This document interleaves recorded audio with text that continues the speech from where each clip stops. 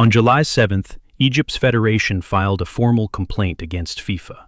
Today, Argentina face an opponent too big to quietly absorb whatever happens next. By full time, you'll know exactly what to watch for if it happens again, and why England aren't the clean hero riding in to stop it. Quick question before kickoff. Are you watching 11 versus 11 or 11 versus 13? Egypt were 2 goals up on Argentina in the round of 16, cruising until the 62nd minute. Mustafa Zico buried what looked like a second goal. Then VAR chalked it off, ruling a foul had occurred nearly 20 seconds earlier at the other end of the pitch. A goal disallowed for a foul a lifetime away. Argentina scored the winner in the 92nd minute. Egypt's federation didn't shrug it off. They filed a formal complaint, calling for the removal of the entire officiating crew. Manager Hossam Hassan didn't mince words either, accusing FIFA of protecting its own financial interest in keeping Messi in the tournament. That accusation didn't die quietly. It followed Argentina into every match since. Here's what most coverage skipped. This wasn't freelancing by one referee. It's a rule. FIFA expanded VAR's mistaken identity protocol specifically for this tournament, letting officials reverse a card from one player to another mid-review. 4 days later in Kansas City, it fired again. Leandro Paredes was booked for a foul on Breel Embolo. Then VAR rewound it, decided Embolo had dived, and swapped the card onto him instead. Second yellow. Red. Switzerland down to 10 men with the score level. 1 rule, 2 eliminations, 1 common opponent. Swiss captain Granit Xhaka called it a rule that has nothing to do with football. The pattern wasn't luck. It was policy, applied at Argentina's exact expense in reverse, and in their favor every time. The pattern didn't start in the knockouts. Rewind to the group stage. Messi clattered into Algeria's captain with a studs-up stamp that plenty of former referees called a straight red. No card shown. Then Egypt. Then Switzerland.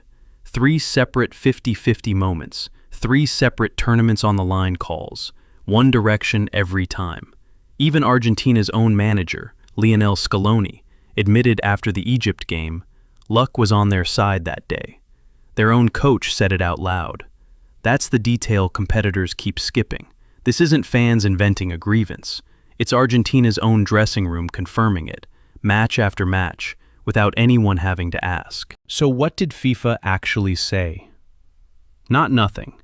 Pierluigi Collina, FIFA's chief refereeing officer, went on record and flatly rejected the idea that any match had been rigged. Former England referee chief Keith Hackett backed him, calling the fix claims absurd. Here's the correction worth making. Rigged and inconsistent are not the same accusation, and conflating them is where most coverage goes wrong. Technically defensible isn't the same as fair. FIFA's answer wasn't silence, and it wasn't an admission. It was a governing body insisting the letter of the law was followed, while offering nothing to explain why every letter kept landing the same way. The reaction wasn't limited to Argentina's opponents. Former Arsenal striker Ian Wright pointed out the double standard directly. Pull back for a foul on Argentina's edge of the box. You pull back for the same contact on Mohamed Salah, too. Jamie Carragher said flatly that in the Premier League or La Liga, that Egypt goal stands even after review. Egypt's Mustafa Zico didn't hedge either, calling it a rigged tournament outright. Switzerland's Remo Freuler called the red card decision a disaster. Neutral pundits, beaten managers, eliminated players, same complaint. When Wright, Carragher, and the losing dressing rooms all land on the same conclusion independently, that's not one team's grievance anymore. That's consensus forming in real time. One thing before we go further. If you want the full frame-by-frame breakdown after full time, subscribe now, because the twist in this pattern is coming, and it involves England. Here's the part the outrage narrative conveniently leaves out. England are not a clean hero in this story. Against Norway in the quarter-final, Jude Bellingham's equalizer arrived seconds after the ball appeared to clip an overhead camera cable, contact that should have stopped play. FIFA's officials ruled no touch. The goal stood. Norway went out. Even England's own coach, Thomas Tuchel, admitted afterward, they were lucky that day. England rode the same kind of break into this semi-final. So this isn't good versus evil. It's 2 flawed knockout runs, both shaped by contested calls, about to collide under the exact same officiating system both benefited from. Every match so far, the pattern played out against Cape Verde, Egypt, Switzerland, teams the casual world wasn't fully watching. But today, it's England. A founding nation, over 15,000 traveling fans already in Atlanta, a global broadcast audience already primed and waiting with screenshots ready. There's nowhere left to hide a soft call. If a marginal offside or a soft second yellow tilts this one the same direction, it won't be a footnote in a match half the world skipped. It'll be dissected frame by frame, live, in front of the biggest audience the tournament has had.